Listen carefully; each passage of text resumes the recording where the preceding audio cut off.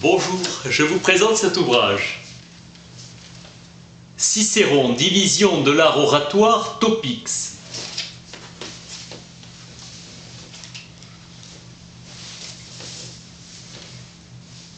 Manuel de rhétorique pour son fils, en forme de dialogue. Forme exacte et méthodique, mais sèche et abstraite, Thomas. Le style est précis, conseil donné.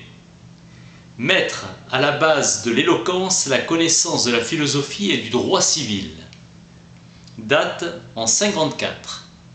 Le fils a 11 ans. Jusqu'à sa préture, Cicéron déclama en grec. Il se dit appartenir à l'école de philosophie dite de l'ancienne académie. Influence dans la façon de traiter les vertus et les vices. La division des biens et la théorie des causes. L'ouvrage abonde en idées originales.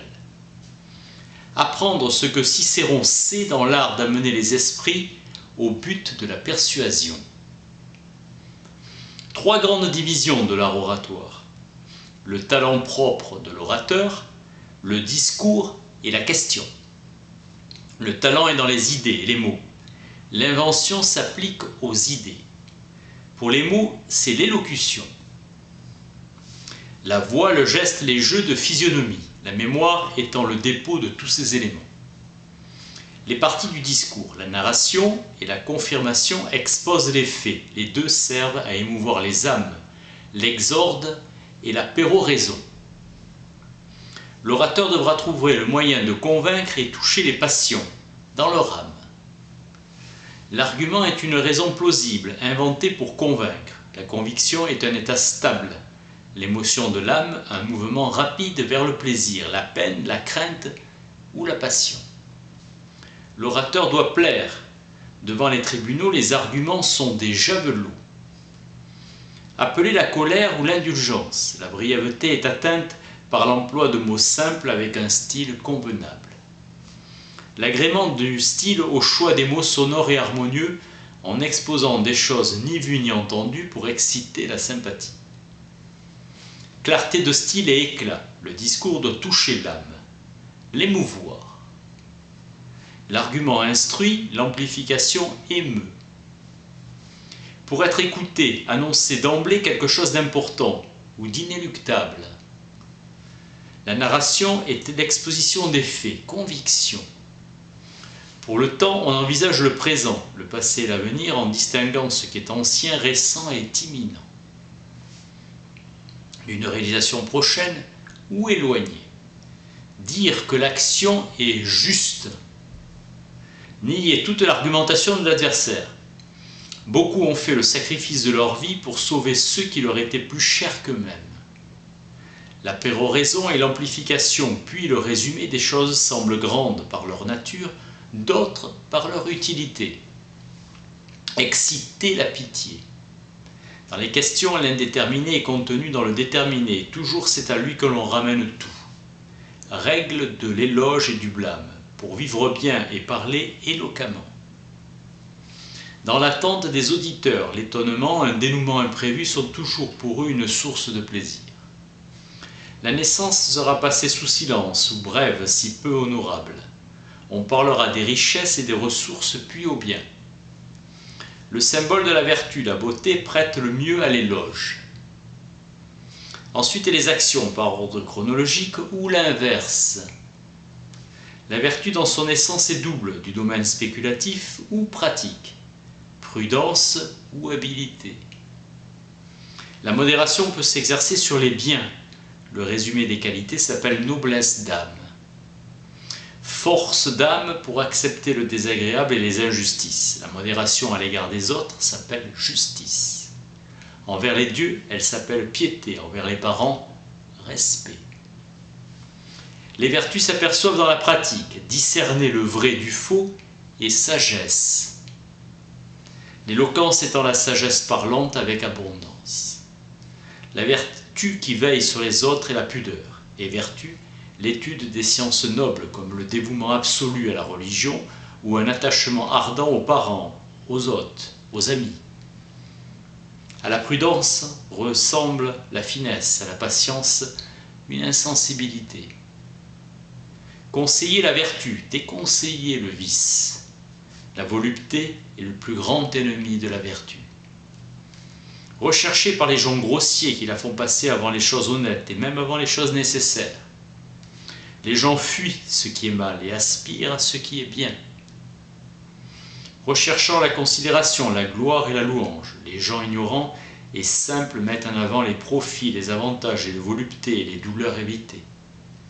Crainte de la honte et du déshonneur. Quand on cherche la meilleure solution, c'est par l'utilité et l'espoir d'une réalisation qui emporte l'assentiment des esprits.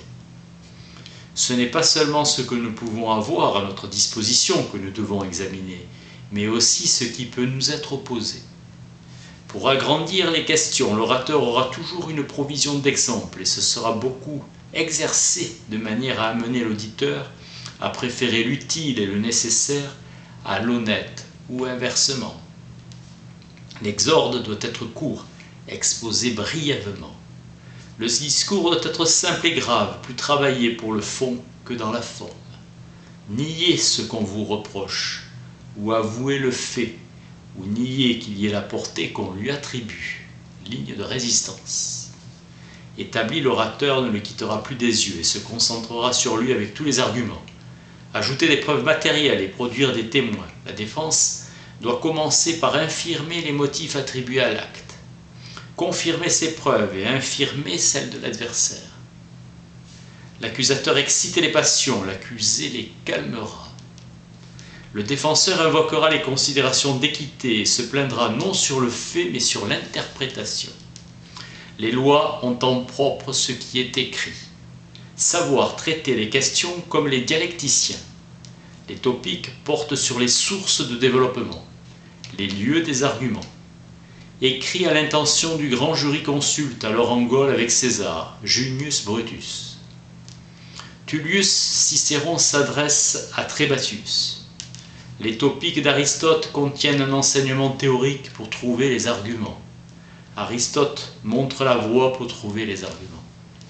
Magasin pour en tirer les arguments, l'argument étant un moyen servant à convaincre d'une chose douteuse. Le droit civil est la règle de l'équité, permettant aux gens de la cité d'obtenir ce qui leur appartient. La connaissance de ces règles est utile, et la science des droits civils est utile. L'étymologie tire un argument de la valeur d'un mot. Argument tiré du genre, d'une similitude, d'une différence, de contraire, de l'analogie, des antécédents et des causes efficientes, tiré des effets, ce qui prie en dehors de la cause. La définition est un discours qui explique en quoi consiste l'objet à définir. Elle se donne par rémunération ou analyse. Les anciens recommandent d'énoncer les caractères que la chose à définir présente en commun avec d'autres. Ensuite, poursuivre l'analyse jusqu'à ce qu'on arrive à un caractère particulier qu'on ne peut trouver nulle part ailleurs. Les orateurs et les poètes définissent en partant d'une ressemblance pour passer du sens propre au sens figuré.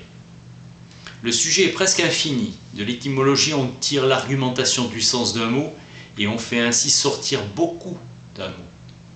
Similitude et différence font ressortir dissemblance et ressemblance. L'analogie montre les notions voisines, puis les conséquences qui sont les suites nécessaires d'une action. Vient les causes efficientes, force propre à l'action. De toutes les causes, la nature et l'art sont permanents au contraire des autres. Le témoignage extérieur fonde la conviction. Le Romain, fait prisonnier, devenait esclave de son vainqueur. Mais s'il parvenait à reconquérir sa liberté, on lui restituait la qualité d'homme libre, comme s'il n'avait jamais cessé de l'être, et effaçait rétrospectivement toute déchéance juridique provenant de sa captivité. De même, l'esclave, le navire et les animaux dressés, capturés par l'ennemi, étaient rendus à leurs propriétaires, s'ils revenaient en la puissance des Romains. En droit romain, la donation n'est parfaite que par l'acceptation du donataire. Le bruit public, la rumeur, est une sorte de témoignage de la multitude. Eubéen démasqua Ulysse qui voulait se faire passer pour fou afin de ne pas prendre part à la guerre de Troie. Ulysse, se vengera en tramant des machinations criminelles pour le présenter comme traître.